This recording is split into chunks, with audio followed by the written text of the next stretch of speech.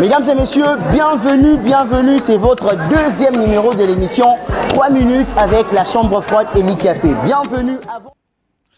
Bonjour et bienvenue, chers téléspectateurs. Vous êtes nombreux à nous suivre, vous nous suivez à partir des Bouta, vous nous suivez à partir des Kisangani, vous nous suivez beaucoup plus à l'Ituri. Les vendredis derniers, on vous a montré ce qu'a été notre descente à Ituri, les travaux que nous avions fait, les travaux de développement qui se passent en Ituri. On l'a fait pratiquement il y a 2 mois passés, mais on voulait vous le montrer. Tout continuer pour l'Axabino en gros partie par partie, comment est-ce que nous avions eu l'honneur d'être reçus par les gouverneurs militaires Johnny Luboya Kachama. Et là, j'aimerais aussi remercier les maires de la ville, les colonels Jean Bosco Kolia. Le colonel Jean Bosco Kolia, je pense que je n'ai pas massacré les noms. Tout ce que tu vois, tu peux aussi les posséder, tu peux aussi l'avoir. C'est la pensée qui a été ce matin dans nos esprits, mais dans l'esprit des enfants de Dieu. C'est une pensée qui a traversé nos esprits, mais cette pensée-là venait du pasteur Michel Kabunda, responsable de la parole du salut, parole du salut Ngaliema, que nous avions maintenant l'habitude de recevoir tous les lundis pour pouvoir nous expliquer en réalité toutes ces questions qui se tournent autour de la foi, autour de la conversion, autour de la vie chrétienne, autour de l'église même, autour de ce qui se passe de l'église. Nous allons aller plus loin pour vous dire ou pour poser des questions au pasteur. Comment reconnaître les vrais et les faux, comment reconnaître tout ça. Nous irons vraiment en détail. Le but, c'est pour pouvoir être assis dans la foi, pour pouvoir communiquer la grâce qu'a cet homme de Dieu qui nous a fait l'honneur, notre Père qui nous a fait l'honneur d'être là encore ce soir. Pasteur Michel, bonsoir. Bonsoir Didier Kaninda. Alors c'est le mois de la femme. Nous avions, on s'est dit de s'articuler sur la femme. Et chose qui était, je ne sais pas si c'était une coïncidence ou une préparation à l'église.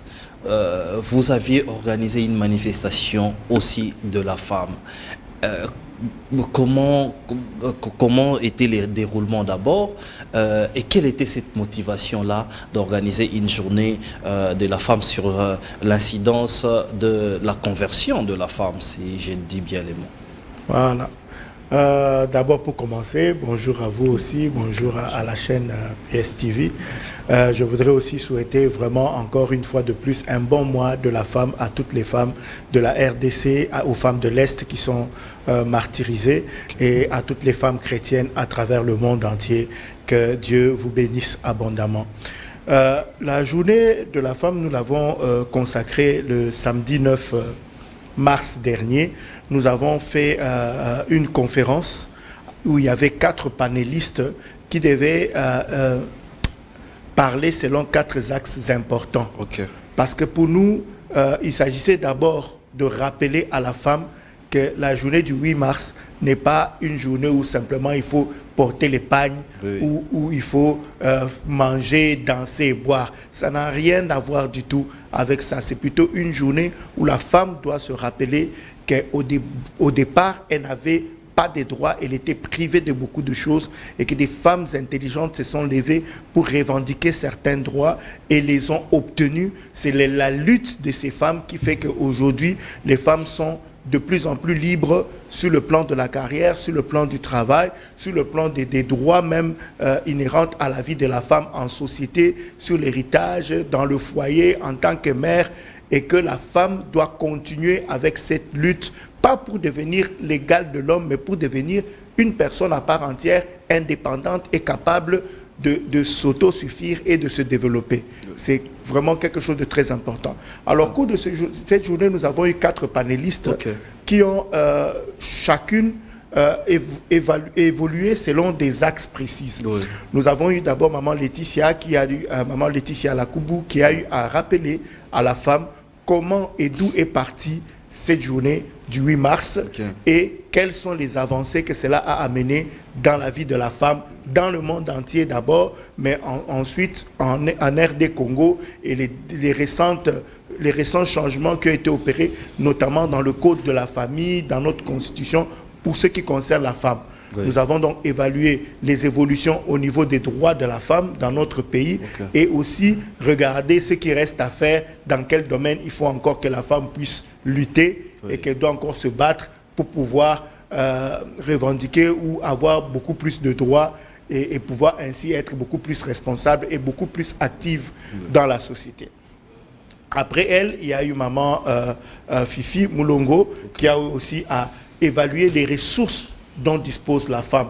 Quelles sont les ressources dont la femme dispose pour pouvoir aussi jouer son rôle dans le développement de notre pays. Oui. Et elle a fait un très bon speech au cours duquel elle a exhorté les femmes non seulement à réévaluer les potentiels qu'elles ont et qui peuvent être mis à la disposition de la nation pour son développement, mais aussi à travailler à acquérir des nouvelles possibilités, des nouvelles connaissances, des compétences qui vont leur permettre d'être vraiment actives dans la société à travers les formations, à travers l'éducation, à travers plusieurs choses, l'apprentissage, pour être capable justement de jouer son rôle. Et j'ai aimé sa conclusion. Elle a dit qu'il ne s'agit pas seulement de revendiquer qu'on nous donne des postes, de revendiquer qu'on nous donne des sièges, mais il s'agit de développer la compétence qui va faire que nous soyons incontournables lorsqu'il faut prendre des décisions. Donc capables aussi de bien gérer ces postes. Voilà, il ne s'agit pas de dire qu'il faut 5 hommes et 5 femmes.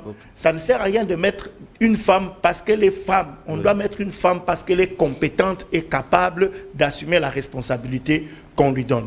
Donc la femme doit travailler sur sa compétence, elle doit travailler à son développement personnel afin de se rendre capable d'être utile pour la société à plusieurs niveaux. Oui. Et il y avait aussi maman Bourda, mon épouse, qui a aussi parlé justement de l'incidence de la rédemption dans la vie de la femme. Quelle est la plus-value que Jésus-Christ, que le christianisme apporte à la femme pour qu'elle soit plus active et qu'elle puisse apporter une plus grande valeur au développement de la nation. Elle a donc épinglé plusieurs axes et nous avons été richement bénis. Justement. Et enfin, nous avons clôturé avec maman Grace Kabwe qui nous a parlé de la femme dans sa capacité à soutenir l'Église et le développement des ministères chrétiens, des églises dans le monde entier. Il a dit que la femme devait croire en Jésus, être formée dans la connaissance de la parole de Dieu et être capable de se démarquer des autres femmes ou des habitudes de bassesse que certaines femmes parfois développent pour être une femme utile non seulement à l'Église mais aussi à la société, à son mari, à ses enfants, à ses parents, à la société tout entière. C'est extraordinaire. Alors pasteur, alors que les images sont en train de passer pour que les gens voient quand même ce qu'a été cette journée, nous allons quand même poser des questions, ces mêmes questions que posent les téléspectateurs. Est-ce que c'était une formation? Est-ce que c'était un renforcement des capacités ou est-ce que c'était un culte normal? Parce que aujourd'hui les gens se disent l'église c'est vrai, nous venons, c'est seulement des prédications, on ne sait pas placer les gens à la place qu'il faut, donc quelqu'un peut venir avec un talent et que l'église puisse l'organiser. C'était quoi en fait? C'était des renforcements des capacités, c'était une formation, c'était en même temps un culte ou c'était quoi? On pouvait le définir où précisément? Merci pour la question.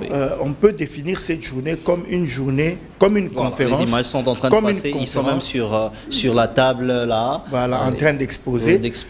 Donc on peut considérer que c'était une conférence dont le but était d'éveiller la conscience de la femme quant à sa responsabilité, mais aussi d'ouvrir les yeux sur des capacités à pouvoir développer ses potentialités afin d'être plus active dans le développement et participer réellement au développement de la nation et pourquoi pas des organisations où cette femme peut se trouver.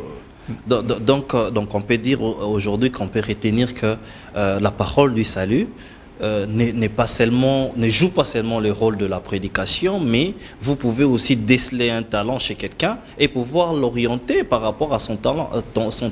Effectivement, le pasteur a pour rôle d'amener les brebis à leur développement intégral, spirituel, émotionnel, mais aussi socio-économique. Oui. À tous les plans. Le salut doit être holistique.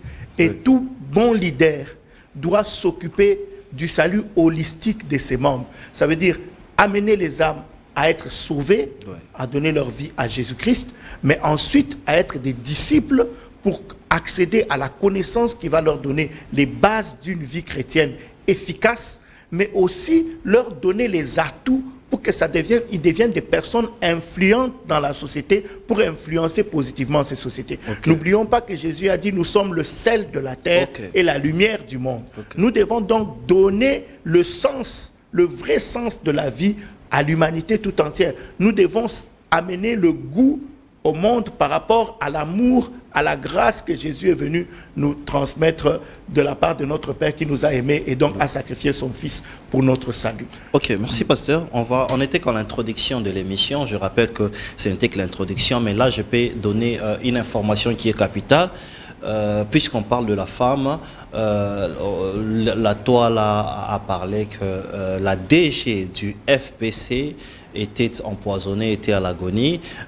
Nous avions fait des recherches et nous avions eu la bonne information. La bonne information est que c'est vrai qu'elle est malade, c'est vrai qu'elle a eu des malaises, des petites malaises, mais actuellement où on parle, elle est déjà bien portante. Elle est déjà bien portante. C'est l'information. Il ne faut pas suivre tout ce qui s'est dit sur les réseaux sociaux. Alors, pasteur, là on entre vraiment dans les vifs du sujet, parce que quand on parle de la femme, il y a aujourd'hui à l'église du Congo, à l'église du monde, un camp qui dit que la femme ne peut pas prêcher. Et en cherchant dans la Bible, ils n'ont pas tort, parce qu'il y a 2 passages dans la Bible d'ailleurs où Paul dit que je ne permets pas à la femme d'enseigner.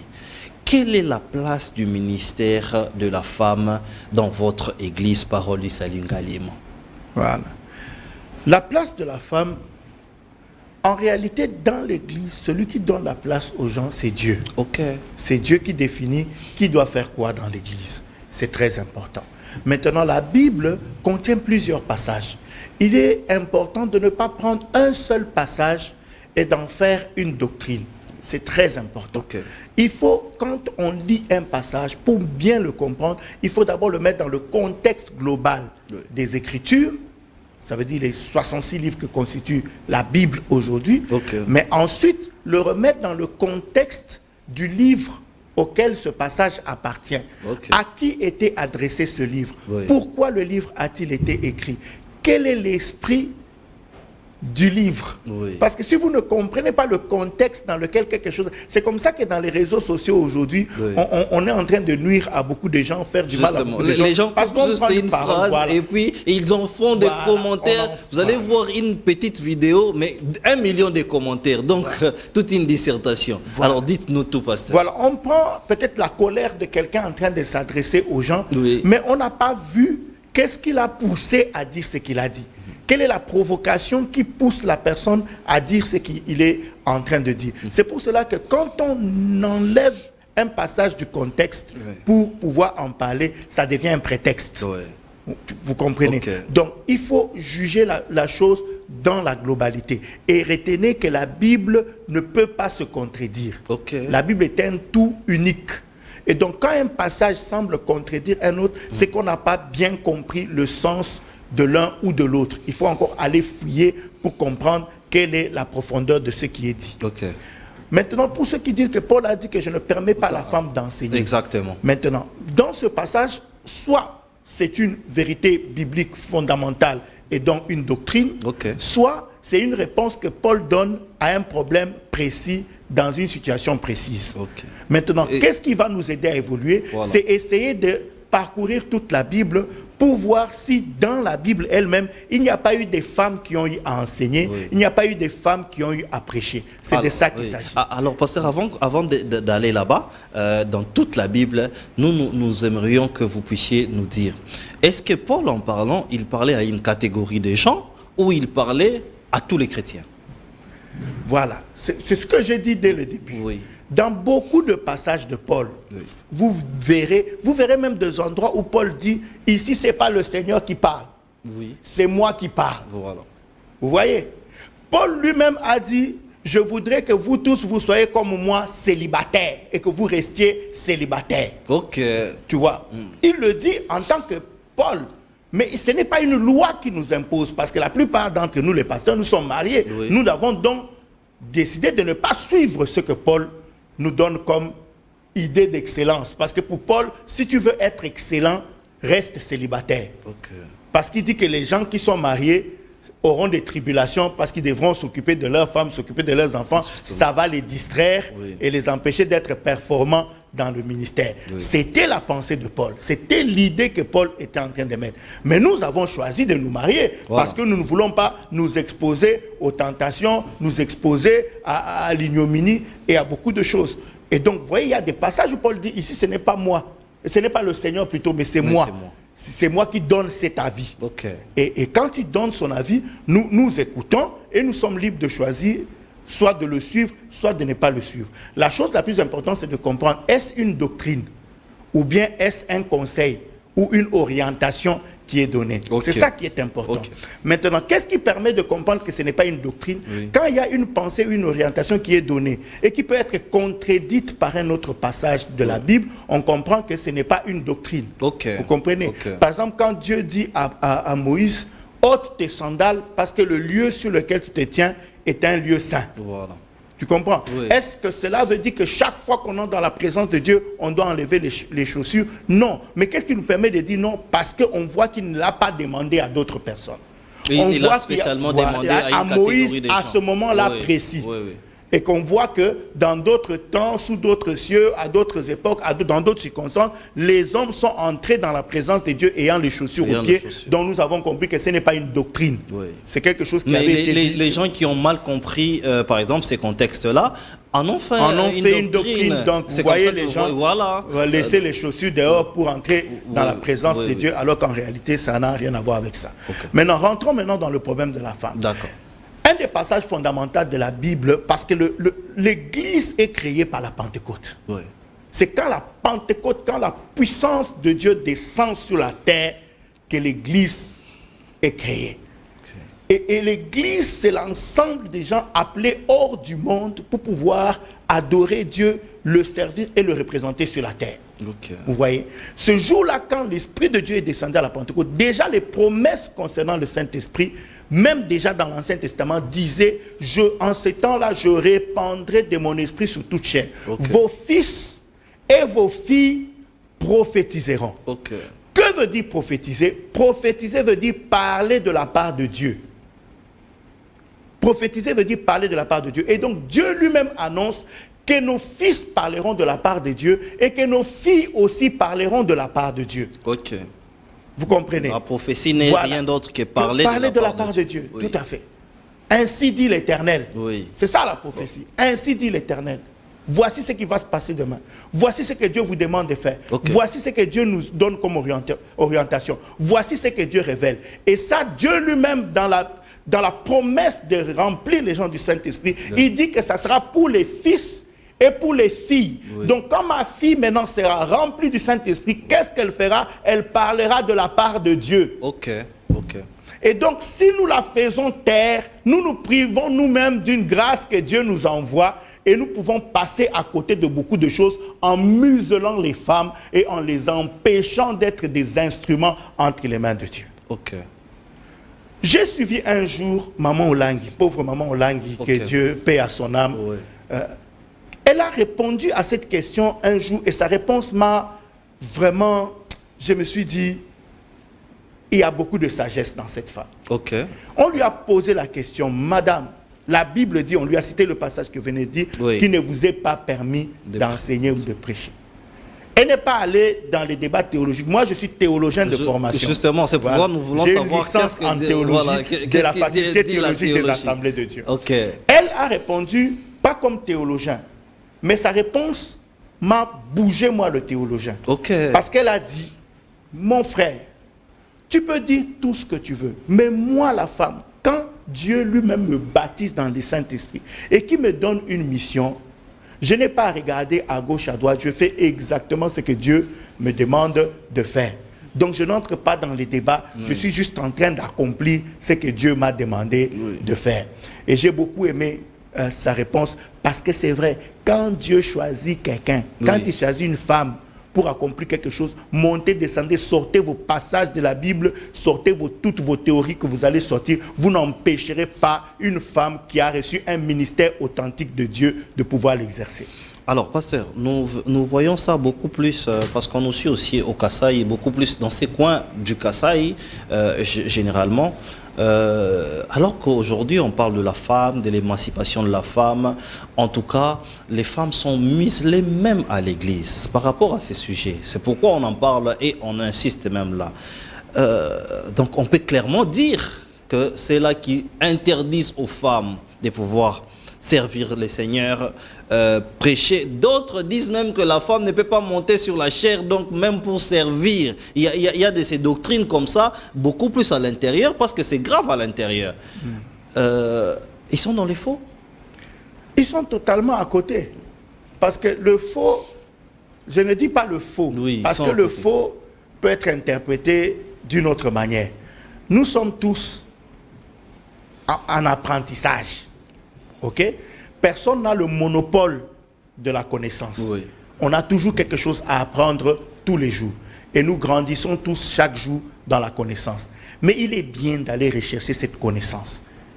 Moi, je conseille aux pasteurs de faire des études bibliques et de faire la théologie. Parce que j'étais moi-même longtemps un pasteur qui n'avait pas fait les études bibliques. Le jour où j'ai fait les études bibliques, j'ai compris la différence entre un pasteur qui a fait des études bibliques et un pasteur qui ne l'a pas fait.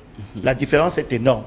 Un pasteur qui n'a pas fait des études bibliques, souvent vous verrez qu'il aura l'habitude de se contredire. Il donne un message aujourd'hui, demain il donne un message qui est contraire au message qu'il avait donné hier. C'est comme ça que dans tous les pays sérieux, on oblige les gens qui ont l'appel pour servir Dieu à faire une formation biblique.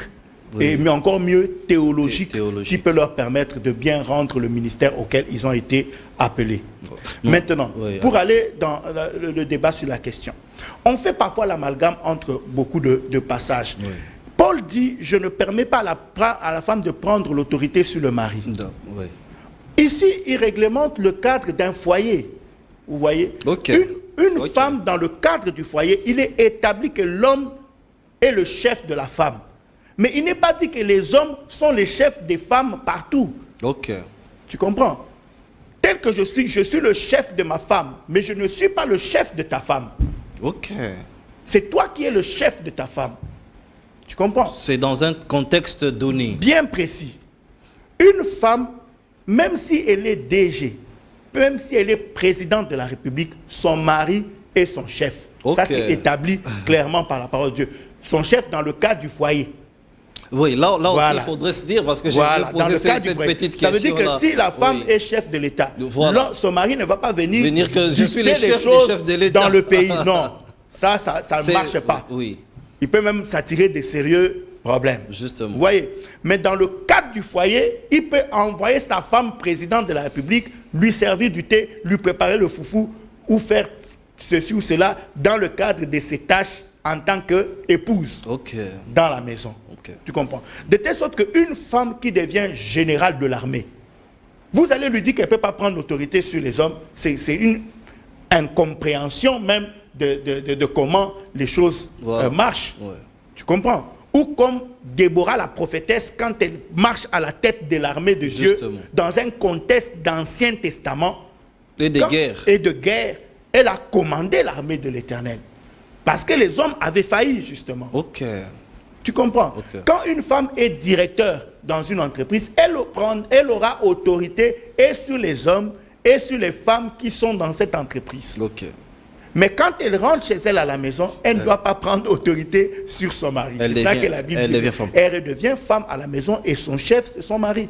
Alors, pasteur, dans les contextes de l'Église, qu'est-ce qu'une femme doit faire et ne pas faire? Je donne un exemple. Vous comprenez qu'on parle beaucoup plus en français parce que nous sommes aussi francophones, bien sûr lingala, on peut utiliser lingala, mais les pasteurs de l'église francophone d'abord.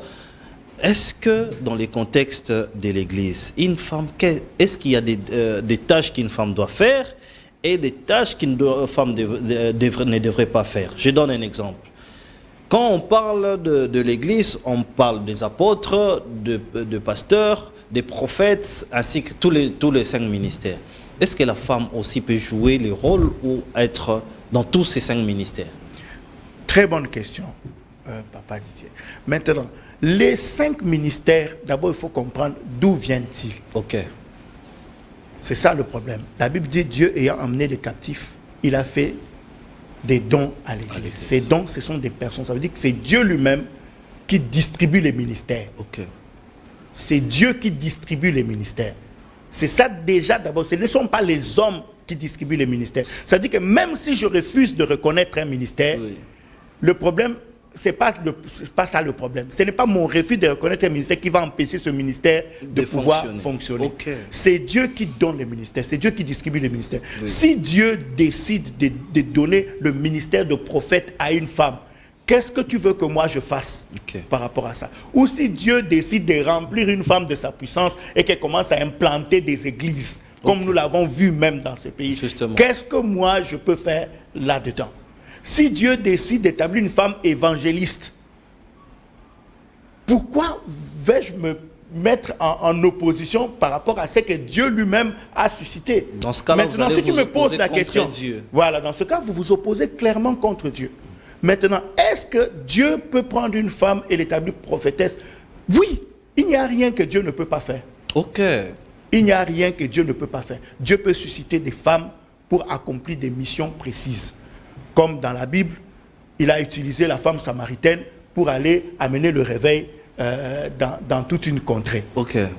Ok. Ouais. Comme les femmes aussi étaient les premières, parce que quand Jésus est mort, les hommes sont restés dans la peur là, atterrés, enfermés quelque part, mais les femmes ont pris leur courage à 2 mains pour aller embaumer et prendre soin du corps de Jésus. Ce sont les premières qui ont été les témoins de la résurrection du Seigneur et qui ont reçu de l'ange la mission d'aller dire aux apôtres que Jésus est ressuscité. Maintenant, proclamer et dire aux apôtres que Jésus est ressuscité, c'est annoncer la bonne nouvelle.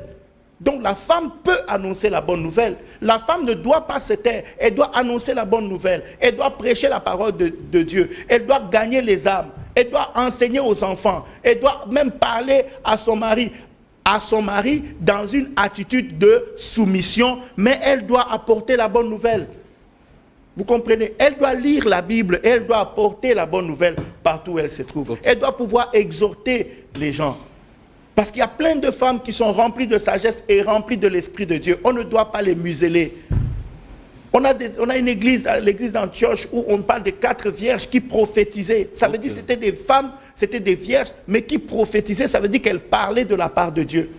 Elles parlaient à l'église et disaient, ainsi dit l'Éternel, voilà ce que vous devez faire. Et les gens suivaient ce qu'elles disaient. Parce qu'on reconnaissait qu'elles avaient ou le don de prophétie, ou le ministère de prophète.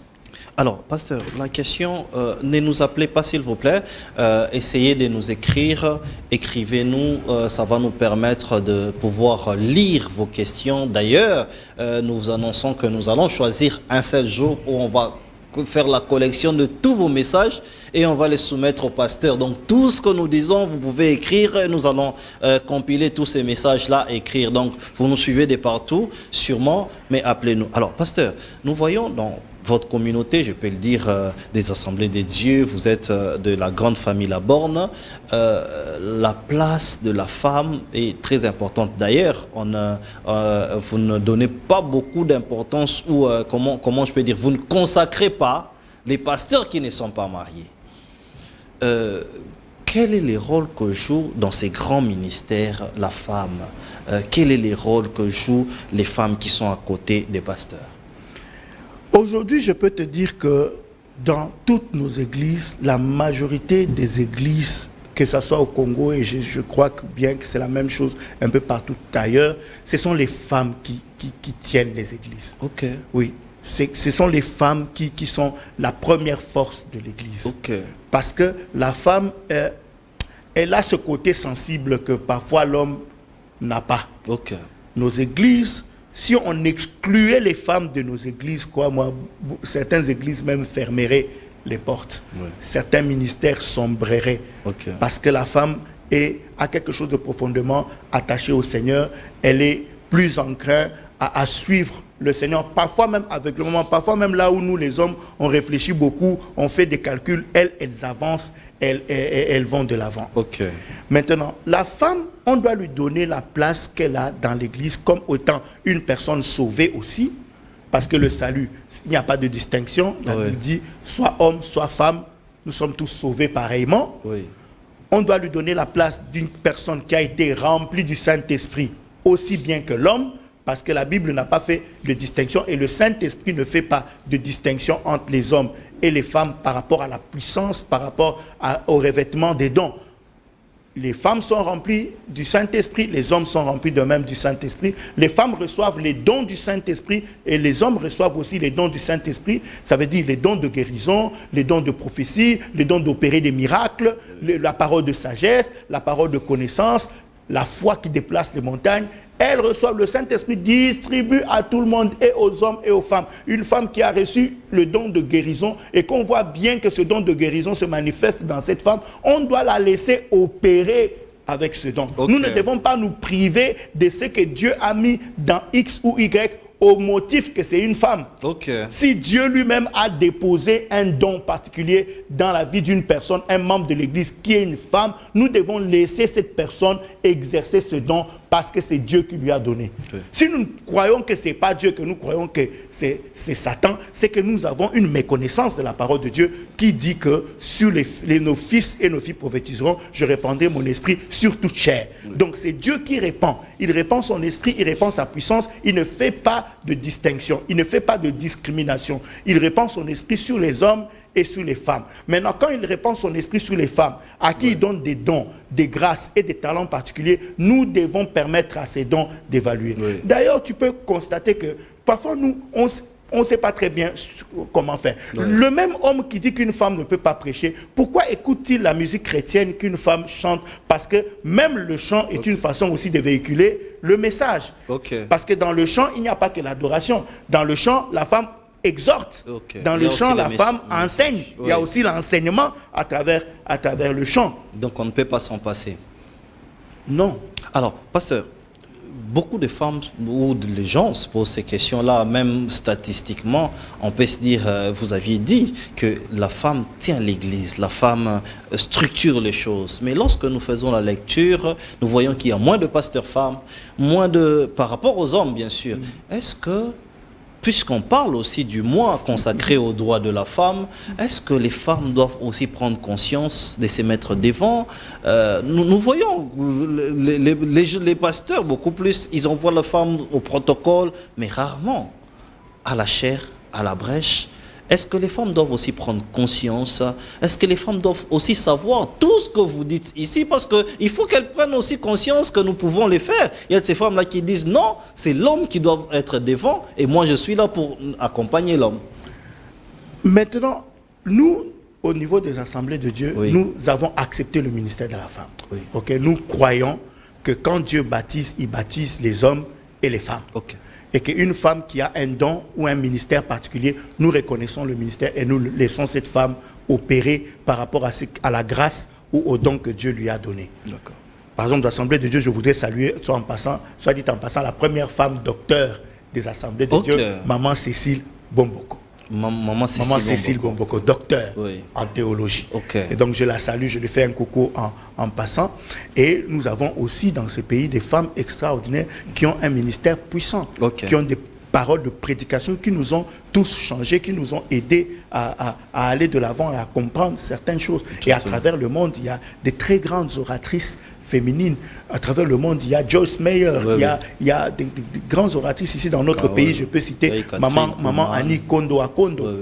Maman Annie Kondo Akondo, qui est vraiment une femme qui est invitée dans beaucoup d'églises et qui est très suivie partout. Et quand elle vient quelque part, dernièrement, elle nous a encore vraiment bénis. Moi-même, dans mes premiers pas dans la foi, il y a parmi mes pères spirituels, il y a aussi des mères spirituelles. Il y a Maman Chantal Bipendou qui m'a donné les premiers pas, qui a été d'une grande influence dans mon affermissement en tant que chrétien. On ne peut pas renier le ministère de la femme. Justement. Voilà. Ça c'est vrai. Moi, je peux l'appuyer. Nous autres, c'est maman qui te pousse à aller à l'église. Parfois, papa ne fait rien. C'est maman qui te dit, il faut aller prier. Les cultes familiales, justement, souvent, c'est les tout mamans le jour. aussi. Et moi, je me rappelle que tu as même un problème quand tu ne pars pas à l'église avec maman. Donc, c'est elle qui booste, mais elle reste derrière. Je pense que c'est l'occasion de pouvoir assister dans de tels panels pour comprendre les potentiels qu'a la femme. Je ne sais pas si on est en accord avec la régie. Si vous pouvez aussi nous balancer les sons, que nous puissions suivre ces éléments aussi en son et pouvoir écouter ce que les femmes ont dit. Suivant, on se retrouve juste après.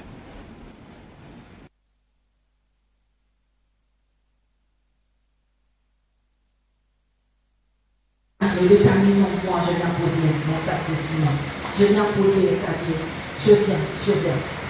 Femme, nous sommes capables, comme de la parole du salut Galima. Nous sommes capables de construire l'église. Nous sommes capables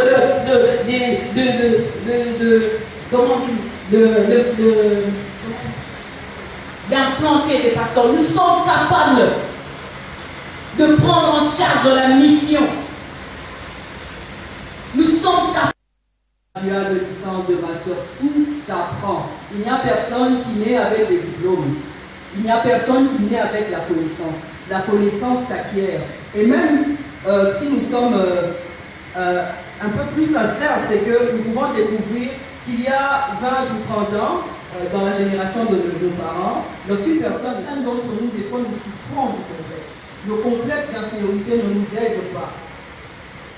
Nous devons développer ce qu'on appelle la curiosité. Je crois que maman Laetitia en a parlé.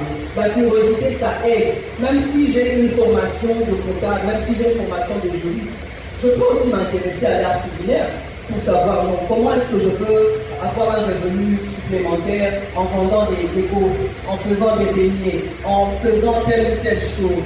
Ça demande une certaine curiosité. Et je voudrais insister en disant que l'investissement dans l'éducation, c'est d'abord la responsabilité. Ça appartient, n'est-ce pas, de faire le nécessaire, de ce qu'on appelle to raise the voice, pour qu'on vous apporte ces formations. Et si cela même est nécessaire selon la bourse de chacun, il y a des formations qu'on peut se payer nous-mêmes et selon les politiques de l'entreprise, on peut se faire rembourser. Parce qu'au bout du compte, ces formations nous profitent. Ça nous profitera, ça profitera à l'entreprise et ça profitera à toute la communauté. J'aimerais aussi relever le fait sur l'éducation. L'éducation inclut aussi le savoir. Est-ce qu'on peut acclamer tous les panélistes pour Maman Laetitia, Maman Fifi, Maman Bernard, Maman Ras? Vous avez fait un travail extraordinaire. Ainsi, j'espère que vous allez faire une compilation de ce que vous avez dit, mais également avec un avenant ou un ajout où vous allez prendre les questions pertinentes qui ont été posées et les réponses que vous avez apportées et nous sortir un fascicule que nous mettons à la disposition de toutes les mamans, parce que c'était très enrichissant ce que nous avons eu aujourd'hui et que Dieu bénisse les mamans. Vraiment, cette journée, je ne regrette pas d'avoir assisté moi-même à cette journée pour la femme. Et j'espère que chacune a tiré le point positif de ce qui doit être fait à l'avenir pour s'améliorer et pour que de plus en plus les droits de la femme soient respectés. Je retiens votre propre responsabilité dans la démarche, étant les mamans à la maison, d'éduquer déjà vos fils à respecter les femmes et d'éduquer vos femmes à se faire respecter. C'est très important aussi, parce que dans la plupart des cas, c'est la femme elle-même qui amène qu'on ne la respecte pas. Vous voyez, même la prostitution est une façon de la femme d'amener l'homme à ne pas la respecter. Vous voyez. Je peux répondre aussi à la question que Papa François a posée en ces termes. Il y a plusieurs façons mauvaises de gagner l'argent. Il y a aussi être un bandit, tuer les gens et ravir l'argent. Il y a aussi être koulouna. Parce que le koulouna aussi va dire que même si il a dit que koulouna a dit ni le voleur va dire la même chose. La personne qui viole des personnes et qui viole les femmes va aussi dire la même chose. Toutes les façons mauvaises de gagner l'argent ne profitent jamais dans la vie. La Bible est claire, la Bible ne ment pas. Un bien mal acquis ne profite jamais. Les autres ont dit la place de la femme, c'est à la cuisine. J'ai suivi même un prédicateur qui l'a dit avec insistance. Et j'ai suivi une autre prédicatrice, je pense qu'elle s'appelle Émile Coutinho, qui a dit que la place de la femme, ce n'est pas la cuisine. Et là, nous avions vu les femmes exposées sous la coordination du pasteur Michel, qui est sur notre plateau. Alors, pasteur, ça c'était les mamans de l'église. Est-ce que vous pouvez nous en dire plus? Oui, bon, le pasteur qui dit que la place de la femme, c'est à la cuisine, c'est vraiment... bon, je dis seulement que Dieu l'aide. Sincèrement, que Dieu l'aide oui. à grandir, que Dieu l'aide à croître dans la connaissance et à croître même dans le respect qu'on doit à des personnes qui sont dotées de capacités extraordinaires dans certains domaines même, des capacités supérieures à celles des hommes. Je dis bien dans certains domaines, okay. Des capacités supérieures à celles des hommes, et qu'on reconnaisse que des femmes qui ont un cerveau qui peut réfléchir, concevoir, créer, faire énormément de choses, et que tous ces êtres, qu'on puisse dire que leur place est à la cuisine. Je pense que c'est ce pasteur qui dit un tel langage, c'est vraiment un homme qu'on doit peut-être mettre à la disposition de certains psychologues pour qu'ils essayent de l'aider à comprendre beaucoup de choses. Vous voyez, on n'a pas idée de tout ce que la femme apporte aujourd'hui. On a des femmes qui ont géré des grandes institutions internationales. Justement. On a des femmes, même dans ce pays, qui ont été des premiers ministres et qui ont fait mieux les choses que beaucoup d'hommes. Tu comprends? Aujourd'hui, la femme pilote les avions, la femme fait énormément de choses. Combien de femmes tiennent les foyers aujourd'hui? Oui, ça c'est vrai. Parfois, l'homme ne sait pas produire, mais c'est la femme qui produit. Oui. Et même ce pasteur-là, il faut le renvoyer à sa Bible. Qu'est-ce que dit la Bible sur la femme vertueuse? Quand vous lisez Proverbe 31, voilà, le caractéristique de la femme vertueuse, ce n'est pas une femme qui a la cuisine. Non. Parce que ça, c'est le travail parfois des bonnes et des domestiques. Une femme qui la produit femme même vertueuse, pour son homme. voilà, la femme vertueuse, c'est une femme productive. La Bible dit qu'elle va chercher des tissus, elle coud les habits, elle vend. Elle pense à un champ et elle achète le champ. Okay. À la porte de sa maison, ses œuvres la louent, son mari la loue, ses enfants la louent. Voilà la femme vertueuse. C'est en n'ayant pas compris ça que beaucoup de gens sont restés dans la pauvreté en faisant le choix des femmes bonnes. La femme n'est pas une bonne, ce n'est pas un domestique. La femme, c'est un être créé autant que l'homme à l'image de Dieu, à la ressemblance de Dieu.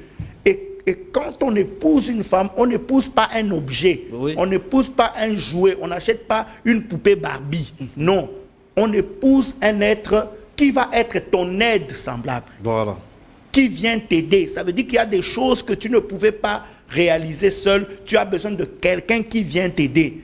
Et celui qui vient t'aider ne doit être considéré ni comme supérieur ni comme inférieur, mais doit juste être considéré comme une aide. Vous voyez parfois quand quelqu'un est nommé ministre, s'il ne prend pas un conseiller juridique, quelqu'un qui maîtrise le droit plus que lui, s'il ne prend pas un conseiller économique, quelqu'un qui maîtrise l'économie plus que lui, s'il ne prend pas un conseiller en relations publiques, quelqu'un qui maîtrise les relations publiques plus que lui, c'est que lui-même n'est pas intelligent. Tu comprends? Quand quelqu'un est nommé ministre, il s'entoure des meilleures aides. De meilleurs, plus intelligents. Donc le choix de la femme aujourd'hui doit être le choix d'une personne meilleure. Dieu dit que tu dois choisir l'aide. Pourquoi toi tu choisis quelqu'un qui ne peut pas t'aider? Ça veut dire que c'est toi-même qui te donne toutes les chances pour échouer dans la vie. Donc si tu veux te donner les chances pour réussir, quand tu choisis ta femme, tu dois choisir une personne qui peut avoir des capacités que tu n'as pas, des compétences que tu n'as pas, des choses qui te manquent, pour que quand elle va venir te compléter, vous formiez ensemble un tout imbattable, une équipe insubmersible, une équipe imbattable. Sinon, tu choisis une poupée Barbie qui va t'enfoncer dans le trou. Alors, pasteur, puisqu'on parle de la femme, nous allons rester aujourd'hui sur la femme. Beaucoup de gens me poseront certainement cette question après. Nous avions vu ces forums où on a parlé et de la spiritualité, mais aussi les renforcements des capacités, le courage. Vraiment, c'était l'ensemble de tout ça. Est-ce que c'est un programme qui ne restera qu'un programme de l'Église une année l'année, où vous allez continuer à faire ces programmes-là? D'autres femmes aussi se posent des questions. Nous n'avions pas eu la chance d'aller à l'école parce qu'il y avait les moyens, on a envoyé les frères, on a laissé la sœur. Moi, je me suis marié un peu plus tôt. Le seul endroit où je peux être récupéré, c'est l'église. à ces personnes-là, pasteur? Est-ce qu'il y a un programme? Est-ce qu'il y a un plan? Qu'est-ce que vous avez comme message à ces gens-là? Voilà. Un autre avantage des pasteurs qui ont eu à étudier, parce que je le dis, j'ai subi le processus. Okay. Il fut un temps où j'étais contre les études théologiques pour les hommes de Dieu. Okay. J'ai même décrié ça avec la dernière énergie. Okay. J'ai dit que ça ne servait à rien, c'est Dieu qui donne l'appel, c'est Dieu qui capacite, c'est Dieu qui donne tout. Mais après, tu comprends que la Bible elle-même te dit que à la fois, faites tout pour ajouter à la fois la connaissance. Ok. Vous voyez, pour ajouter à la fois la connaissance, okay. à la connaissance, et on donne un certain nombre de choses. Et on dit que c'est en faisant ça que nous serons maintenant des hommes aguerris, on ne va plus broncher de gauche à droite. Vous voyez, maintenant, cette connaissance, elle est importante. L'Église, en plus d'amener les gens au salut et à la vie éternelle, doit amener les gens à se développer, au développement personnel, doit apprendre aux gens. L'Église doit être capable d'aider les gens à se développer, à devenir plus responsables, plus productifs, plus efficaces, plus influents dans la société. On doit travailler sur ça, on doit aider nos jeunes, on doit encourager nos jeunes à étudier, à aller le plus loin possible qu'ils puissent aller dans les études. Nous devons encourager nos frères, nos sœurs dans les églises à se former, à aller le plus loin possible qu'ils puissent aller. Et ces programmes-là, c'est et les femmes et les hommes ensemble. Et les femmes et les hommes et les jeunes à tous les niveaux, on doit apprendre à l'homme à faire exactement ce pourquoi il a été créé. La Bible dit, après avoir créé l'homme et la femme, il les bénit en disant, soyez féconds, multipliez, remplissez la terre, mais aussi assujettissez et dominez. L'homme et la femme ont été créés pour assujettir et pour dominer. Il faut lui apprendre à assujettir et à dominer sur les oiseaux du ciel, sur les animaux de la terre, sur la terre elle-même et sur tout ce que Dieu a mis à notre disposition pour que nous puissions le développer et le cultiver. Justement, pasteur, nous arrivons vraiment à la fin, malheureusement, de notre émission. Mais pour toutes les personnes qui ne cessent de m'appeler pour le numéro du pasteur, appelez-nous. Et nous allons juger bon comment vous orienter pour pouvoir éventuellement rencontrer les pasteurs. Nous sommes arrivés à la fin, pasteur. Moi, j'aimerais que vous puissiez parler, adresser un message et à la femme de l'Église et à la femme du Congo. Qu'est-ce que la femme doit faire pour hériter de ce droit qu'on lui donne? On lui donne même toute une journée, tout un mois que les hommes n'ont pas. Mais les femmes restent toujours derrière, ils sont moins... comme des députés, ils sont moins. D'ailleurs, comme des candidats députés, les gens ont même fait des analyses. Elles sont moins. Les ministres, elles sont à peine. Alors que la femme, aujourd'hui, peut donner l'espoir là où les hommes ont échoué, par exemple. Parce que moi, je l'ai dit dans une émission ici, que j'ai préféré qu'on ait une première ministre femme. Parce qu'elle ne volera peut-être pas comme les hommes. Quel est le message que vous allez donner à la femme du Congo en général? À la femme du Congo en général, d'abord je commence par vous applaudir. Sincèrement, félicitations à toutes ces femmes qui se réveillent tôt le matin alors que les maris et les enfants sont en train de dormir, qui préparent pour leurs maris, préparent pour les enfants, qui ont le temps d'aller faire leurs activités au marché, d'aller vendre, d'aller faire les champs. À toutes ces femmes qui ont fait étudier leurs enfants, ces femmes maraîchères qui ont fait étudier les enfants grâce aux plantations, à toutes ces femmes qui voyagent à travers le monde pour aller acheter les habits, pour venir vendre à gauche, pour venir vendre à droite, à toutes ces femmes qui payent le prix qu'il faut payer pour être ces femmes de valeur et qui tiennent les familles, qui tiennent les foyers, qui soutiennent leurs maris, qui tiennent les foyers, et à toutes ces femmes monoparentales qui s'occupent seules des enfants qui sont à leur charge, qui les font étudier jusqu'à l'université et donnent à la société des hommes formés et des femmes formées. À toutes ces femmes, vraiment, je vous félicite. Je dis que Dieu vous bénisse. Continuez dans ce sens-là, parce que c'est de cette manière-là que vous impactez la société et que vous laissez des traces sur cette terre. Maintenant, à toutes les femmes encore en général, parce qu'il y en a encore pour qui on doit encore les stimuler et les booster, j'aimerais dire que Dieu ne t'a pas envoyé sur la terre les mains vides. À toi, femme, Dieu t'a donné des capacités. Dieu t'a donné une intelligence que parfois tu n'as même pas exploitée. Dieu t'a donné des capacités. Dieu t'a donné une sensibilité, une détermination, une aptitude à persévérer, aller jusqu'au bout de tes ambitions, et que quand tu vas les exploiter, tu pourras produire, être une bénédiction pour ta famille, pour ton foyer, pour l'église, pour la société et pour l'humanité tout entière. Tu peux le faire et je prie pour que tu sois capable de le faire. Et mon rôle à moi, ça sera toujours de pousser les femmes à donner le meilleur d'eux-mêmes, à libérer le potentiel qui est en eux, que Dieu a placé en eux, à développer les talents que Dieu leur a donnés pour être des femmes d'influence, des femmes de distinction dans ce monde. Merci. Nous sommes arrivés à la fin de notre émission. Vous savez que lundi, nous avions consacré lundi pour recevoir les pasteurs, écouter l'évangile. D'ailleurs, même ici, dans notre régie, il y a des gens qui m'ont dit qu'ils n'étaient pas à l'église. Donc, c'était vraiment bénéfique. Et demain, nous reprenons avec nos sujets de débat. Et demain, nous allons ouvrir ces grands sujets de débat sur les choix du Premier ministre. Je pense qu'il a été dit dans plusieurs plateformes politiques. Et nous remercions les pasteurs pour sa disponibilité, beaucoup plus pour notre émission et pour vous, chers téléspectateurs qui nous suivez de partout. Restez branchés sur nos antennes. Au revoir.